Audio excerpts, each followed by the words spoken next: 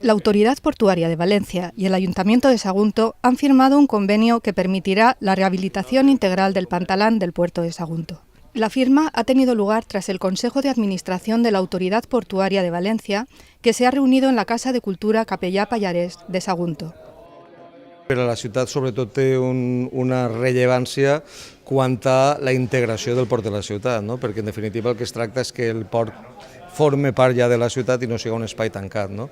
I en aquest sentit que puguem tindre el moll nord obert, totalment obert en l'any 22 i el pantalán rehabilitat ja amb un compromís de 6 milions d'euros, no? I un projecte que estarà sobre els 9 milions, com una realitat ja molt a tocar de la mà, per a la nostra ciutat és la veritat que una gran satisfacció. ¿No? Hay dos elementos que yo creo que son fundamentales en este convenio.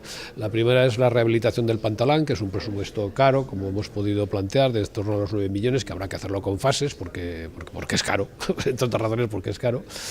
Y además en este momento en el plan de empresa no tenemos esa cantidad, tenemos 5 hasta 6.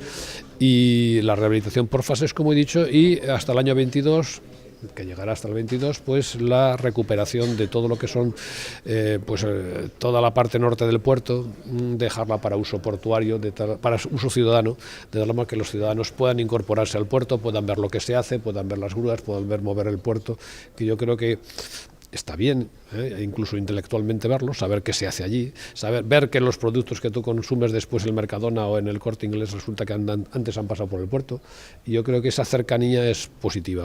En pocos años, el puerto de Sagunto dispondrá de un paseo excepcional y muy atractivo del que podrán disfrutar tanto sus ciudadanos como sus visitantes.